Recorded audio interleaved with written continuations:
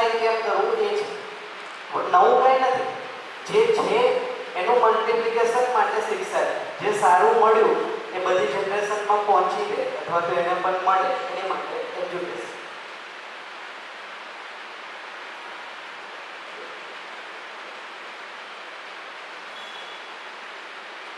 આના સિવાય કોઈ સાતમી જરૂરિયાત આપણને લાગતી હોય કે માન લો કે આજે નથી લાગતી, કદાચ ભવિષ્યમાં આવું થાય તો બની બને, તો એ પણ તમે કહી શકો.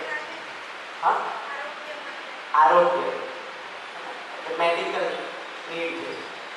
આરોગ્ય બેઝિકલી આ ત્રણનું કોમ્બિનેશન: આહાર, આવાસ, અલંકાર.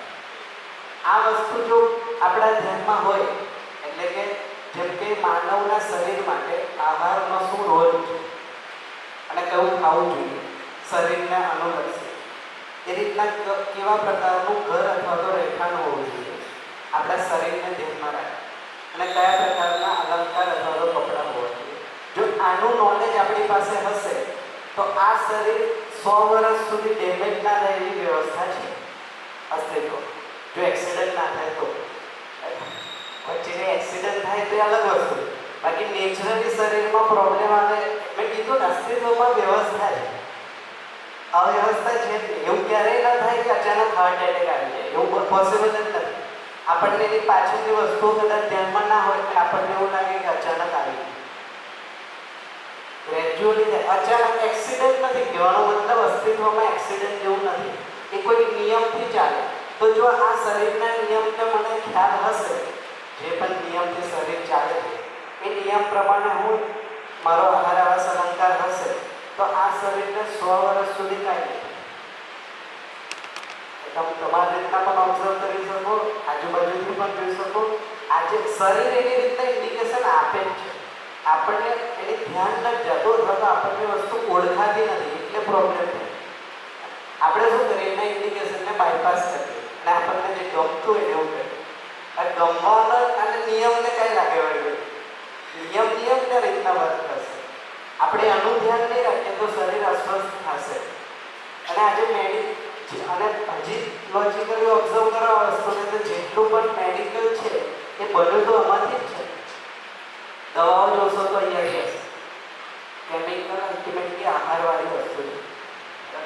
તમને જે થેરાપી ને આ બધું જે આવે એ બધું આમાંથી કંઈક હશે. તો આરોગ્ય આખું એમાં છે. એટલે જો આ વસ્તુ સમજાઈ જાય તો આજે જો સૌથી મોટો ડર શું છે તો મેડિકલ ઇમરજન્સી ઘરમાં, અને એના બીજો નંબરનો ડર હોય તો એજ્યુકેશન. પૈસા સંગ્રહ કરવા પાછળનો જે મેઇન પર્પઝ છે કે કાલે જે અચાનક કંઈ થઈ જાય, પણ જો મને મારા શરીરનું નોલેજ હોય તો મને એ પણ ખ્યાલ આવે, એટલું પ્રિડિક્શન લગાવી શકાય કે ક્યારે શરીરમાં શું પ્રોબ્લેમ આવશે, ત્યાં સુધીનું શરીરની વ્યવસ્થા. કારણ કે વ્યવસ્થાને આપણે જાણીએ છીએ તો એવું અચાનક ન થાય. તો જો માણસ એ વ્યવસ્થા, અને એવું નથી કે આ નવું છે, આ માનવે ઓળખેલી વસ્તુ છે. આ વસ્તુ આપણે પરંપરામાં ઓળખાયેલી વસ્તુ છે. આનો સ્ટડી આખું આયુર્વેદિક એલોપેથી તો પછી આવ્યું, અત્યારે આવ્યું, બટ આયુર્વેદિકને એની સાથે જેટલી પેથી છે અલ્ટિમેટલી આહાર એટલે છે ને કિચન રેમેડીઝથી ચાલતું હતું. કિચન રેમેડીઝ એટલે આહારમાં અત્યારે પણ જે મરી મસાલા અને જેનો ઉપયોગ છે એ મેડિસિનલ પર્પઝ છે, એટલે એની માત્રા પણ એટલી જ હોય. કારણ કે એનાથી જે એના ઇફેક્ટ આવવાની હોય શરીરમાં એ બેલેન્સ થાય. કે વાત પિત્ત કફ 3 વસ્તુથી શરીર ચાલતું, તો લગભગ એ ત્રણેય વસ્તુના બેલેન્સ માટે દરેક સિઝન વાઇઝ ખોરાકની ડિઝાઇન છે. અને એ ડિઝાઇન આપણે નથી બનાવી, પ્રકૃતિમાં એ પ્રકારનો ખોરાક ઉપલબ્ધ છે. જેમ કે ફોર એક્ઝામ્પલ કેરી છે, તો કેરી ઉનાળામાં જ ઉપલબ્ધ છે. હવે મને કેરી બહુ ગમતી હોય ને ત્રણેય સિઝનમાં રાખવી હોય તો એ મારો પ્રોબ્લેમ છે, અસ્તિત્વનો નિયમ નથી. તો પછી મેં એને સુધારીને ફ્રીઝરમાં કોલ્ડ સ્ટોરેજમાં રાખો, જ્યારે આવશ્યકતા પડે ત્યારે. અને મેં એવું કહું કે મેં કંઈક લાઈક કહેવાનો મતલબ મેં આડું અવળું ખાતા નથી, બટ અલ્ટિમેટલી એની એક લિમિટેશન સારું રહેવાનું. અને તો આ બધી વસ્તુ પર ધ્યાન જ્યારે આપણું જાય છે તો શરીર બહુ મોટી વસ્તુ નથી અને માણસો ઓળખેલી છે, એટલે એમાં કંઈ બહુ વાંધો આવે એવું નથી. આરોગ્ય કંઈ ઇસ્યુ નથી. અને માની લો કોઈ કરતાં અકસ્માત થઈ જાય, એક્સિડન્ટ થઈ જાય, તો આપણે પાસે અત્યારે તો ટેકનોલોજી છે કે આપણે એનાથી કંઈક કરી શકીએ. પણ ટેકનોલોજીના મૂળમાં પણ જોશો તો આમાંથી જ બનેલી કંઈક વસ્તુઓ છે. થેરાપીથી લઈને મેડિસિનથી લઈને આનું જ કોમ્બિનેશન છે. શરીરમાં પ્રોટીન ઘટી જાય તો પ્રોટીન મળે એવા શાકભાજી પણ હોય અને પ્રોટીનની દવા પણ હોય. એ આપણી ચોઈસ છે, આપણે એવું કે આ લેવું કહેવાનું. તો એ વાંધો નહીં આવે. ટૂંકમાં આનો જ એક પાર્ટ છે આરોગ્ય. બીજી કોઈ વસ્તુ ધ્યાનમાં આવતી હોય કે આ 6 સિવાય આપણે કોઈ વસ્તુ આમાં એડ કરી શકીએ.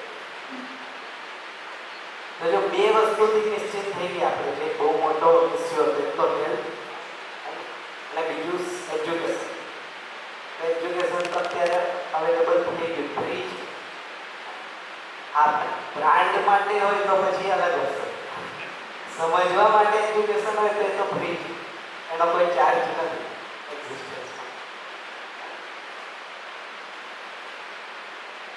બીજું મેં ધ્યાનમાં આવતું હતું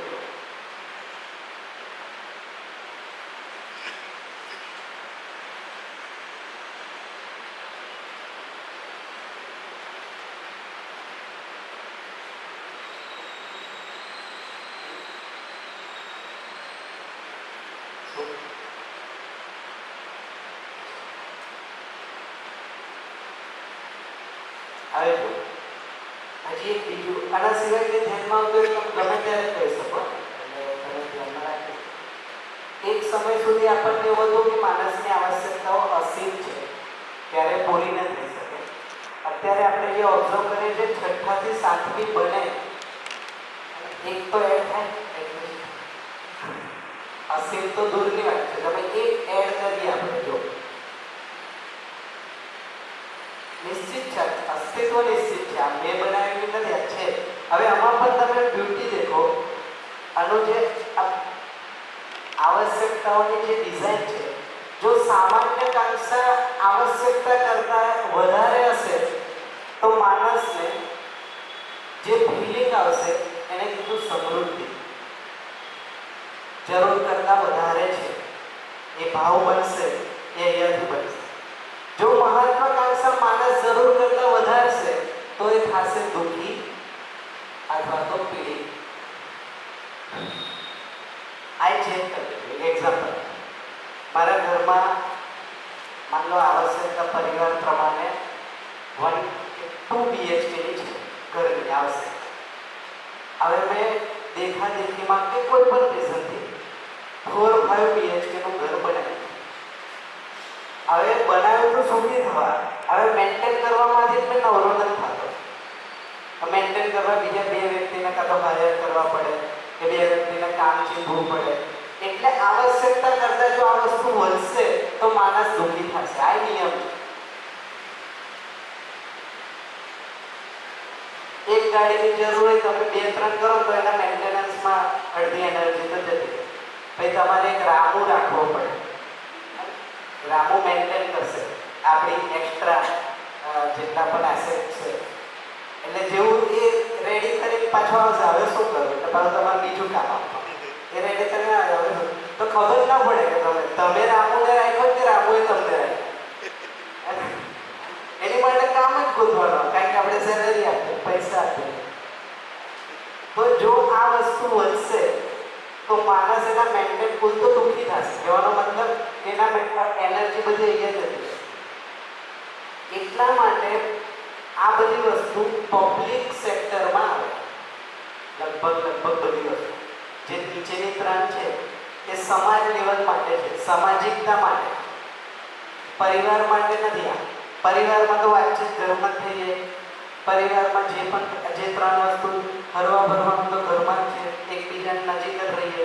તો આ 3 વસ્તુઓ જે છે એ પરિવાર માટે નથી બની, સામાજિકતાના વિકાસ માટે બનેલી વસ્તુઓ છે.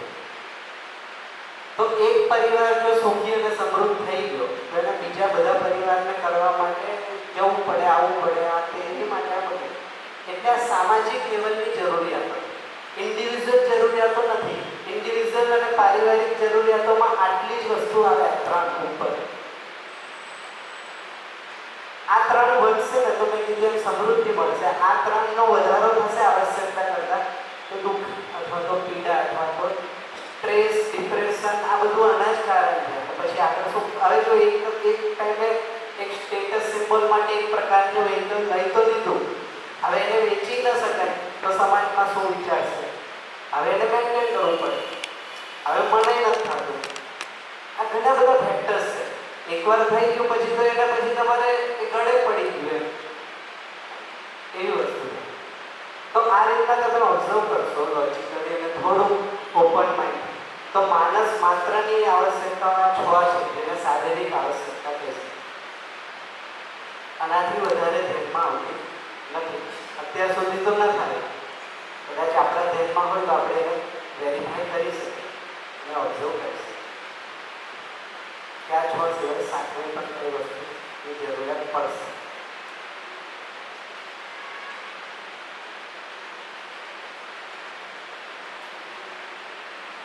નિયમ ખોટો થયો ને વિજ્ઞાનનો, વિજ્ઞાનનો નિયમ ખોટો થયો ને તો હા આવશ્યકતા. હા એટલે કોમર્સમાં જે છે કોને કીધું? રોબિન્સને સ્ટેટમેન્ટ આપ્યું છે આવશ્યકતા અસીમ સાધન સીમિત. અહીંયા એવું કહે છે કે આવશ્યકતા કરતાં વધારે સાધન ઓલરેડી છે. એનું મેં તર્ક પણ ગઈકાલે આપ્યું કે જ્યારે પૃથ્વી પર માણસ આવવાનો હશે તો પૃથ્વીમાં જેટલા માણસ આવી શકે એ પોસિબિલિટી પ્રમાણે સંસાધનો એની પહેલેથી જ હશે અને આવશ્યકતા પ્રમાણે નવા નવા બનાવી કરશે. એની માટે માણસનો કોઈ શ્રમ નથી. ઘણી બધી વસ્તુ એવી છે કે જે અલગ દ્રષ્ટિકોણથી જોવામાં આવે છે. આ એક દ્રષ્ટિકોણ છે જે યુનિવર્સલ સાર્વભૌમ દ્રષ્ટિકોણ છે જે ચેન્જ નહીં થાય અને એ વાસ્તવિક નિયમનો દ્રષ્ટિકોણ છે કે આ આવો જ રહેશે. ઈચ્છીએ આપણે કે ન ઈચ્છીએ આ જ રહેશે. માનીએ કે ન માનીએ આમાં ચેન્જીસ નહીં થાય કહેવાનો મતલબ.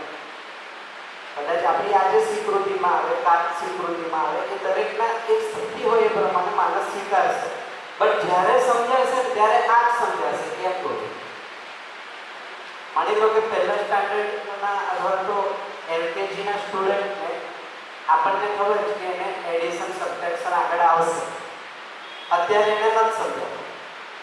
તો આપણને એ તો ખબર છે કે આજે નહીં તો થોડો મોટો થશે અને સમજાશે એ આ જ સમજાશે કારણ કે નિશ્ચિત એ રીતના માણસના ઊભી થવાના નિયમો પણ નિશ્ચિત છે. આજે નહીં તો કાલ